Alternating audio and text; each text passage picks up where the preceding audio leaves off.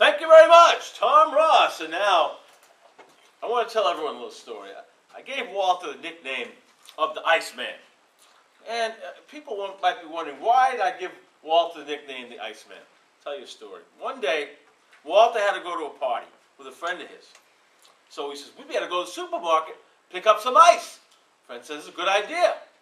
Walter's in the store and sees this beautiful woman in the aisle. Says to his friend, you get the ice. I have to say hello to that woman. Woman walked away. She was nervous. Walter cut her off where she had to face him. That woman that Walter left the ice for that day in the supermarket turned out to be his future wife. So that's why we call him the Iceman. Because instead of the ice, he met his beautiful wife. How nice. All right.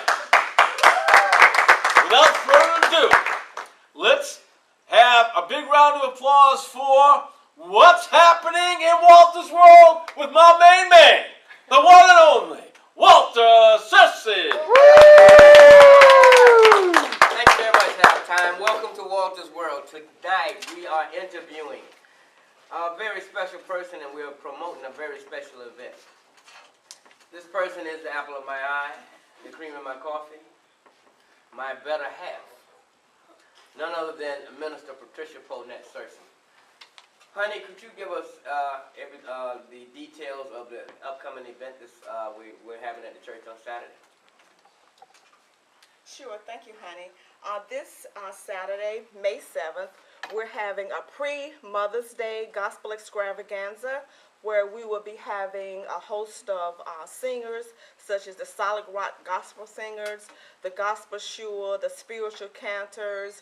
We'll also have the Christian Light Missionary Baptist Church Youth Choir. They will be singing. We'll be having the Macedonia Baptist Church praise dancers, and we're going to be having many more to do something great on this pre-Mother's Day Gospel Explosion.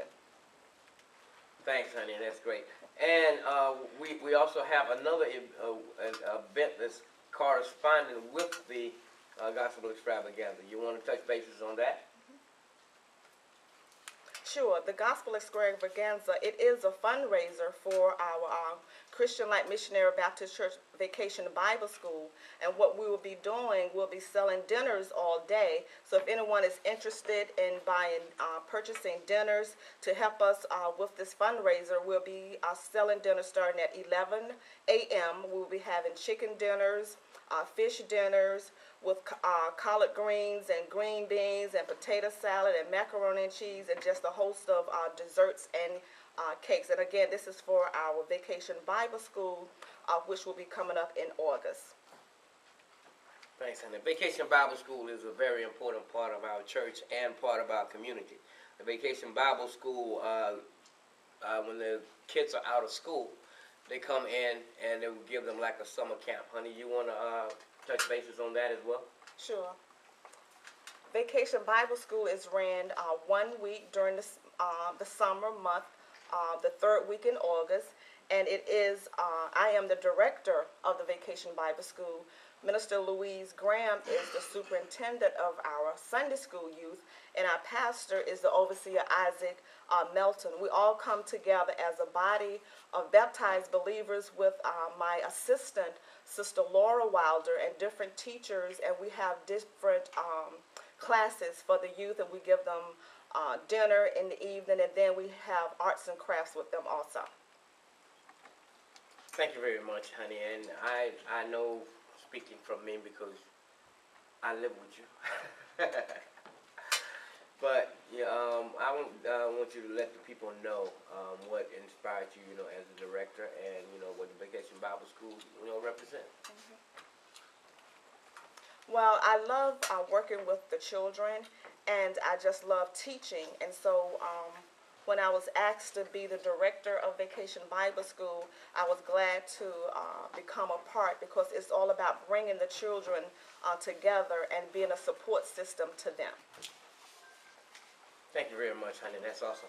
Okay, everybody, remember, Saturday, May 7th, 2011, right here at the Christian Light Missionary Baptist Church where the pastor, the overseer Isaac R. Melton. We are having a pre-Mother's Day gospel extravaganza. We have different groups coming in to sing songs with different youth groups. And honey, I want to thank you for coming on. Welcome to Walter's World. And we love you. Love you too. Thank you so much. Thank you for having me. And thank you, Howie, for allowing me to be a part of this awesome service. I've really enjoyed being here. Thank you very much. Woo!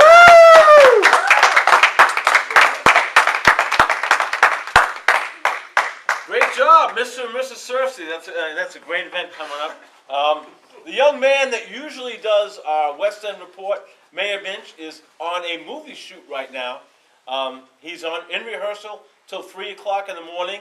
So I'm going to pinch it a little bit and talk about, we're going to be back on the West End next week at Pecknick, and Schaefer.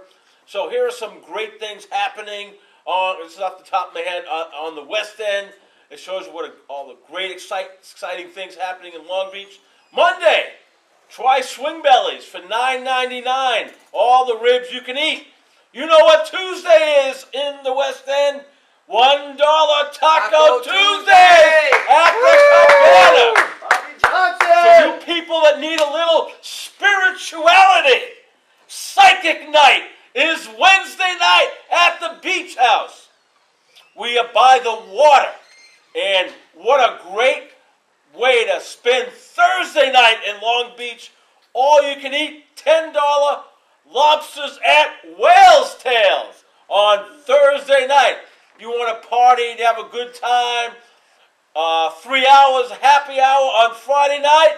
What better place than the saloon? 3 hours of happy hour, and of course the saloon is right across the street from Pecknick, and Schaefer. The Inn has amazing 2-for-1 specials on Saturday night. And then on Sunday morning, kick it off with an amazing brunch at Speakeasies, where you can get my favorite.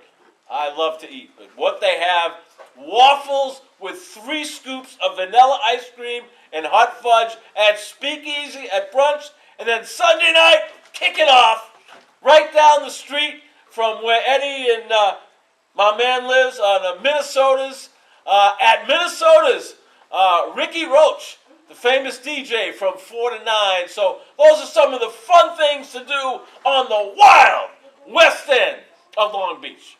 Now I want to bring in special guest, special friend. It's getting warm out in Long Beach. I'm wearing a t-shirt, 75 degrees. That means one thing. When it turns warm in Long Beach, it means volleyball is coming. But it doesn't come without a little controversy. Tommy was just at a big volleyball meeting, and Tommy, fill us in about what's happening in the huge, passionate beach volleyball culture here in Long Beach. Well, Howie, as you know, with the warm weather comes volleyball season, and it goes east to west, all the way from the East End to the West End. The big controversy, they tried to placate us tonight, Howie, but there was a raucous 100-people crowd down at the council meeting at City Hall.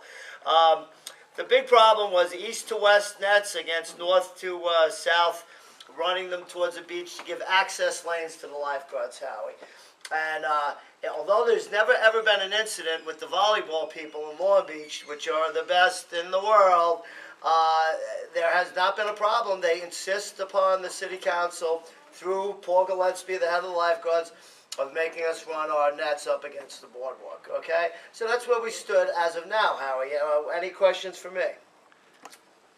Tommy, talk about how intense beach volleyball is in the summertime here in Long Beach. The competition, and it all builds to one thing. It builds to the Michelle O'Neill on Labor Day, where the volleyball tournament is unbelievable. But talk about how intense the competition here is on beach volleyball in Long Beach. Howie, just the caliber of play every year that I see escalates, I would say 10 to 20% every year.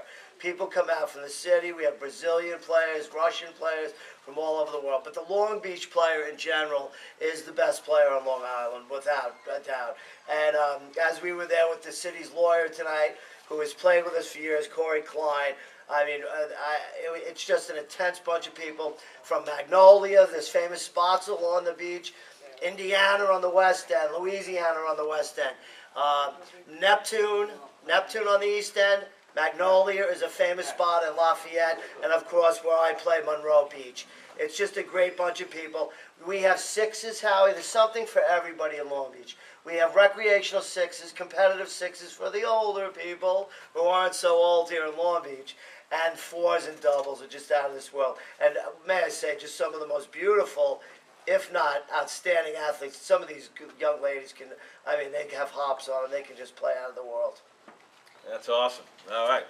Great job, Tommy, and I'm looking forward to, that's where we met last year, watching you play. And Tommy's a terrific athlete, was a great baseball player back in the day, basketball player, now amazing beach volleyball player. But, Tom, I want to bring in the other Levittown legend here. Let's bring back John Thiessen. And, Have a seat, John. Long Beach has a plethora of people that grew up that really made a great mark in the world today. And it goes to Al Davis, who owns the Oakland Raiders, who had the courage to name the first ever black head coach. You had Larry Brown, who is a Hall of Famer, won an NCAA championship and an NBA championship. And then there's another Long Beach person I want to talk about. He's a famous sports DJ at FAN named Mike Francesa. We all know who Mike Francesa is. But Mike Francesa, one of the great things he's done over the years is he has got involved with the John Thiessen Foundation. And John, I want you to talk about your relationship with Mike Francesa and what he's meant to your foundation over the years. I met Mike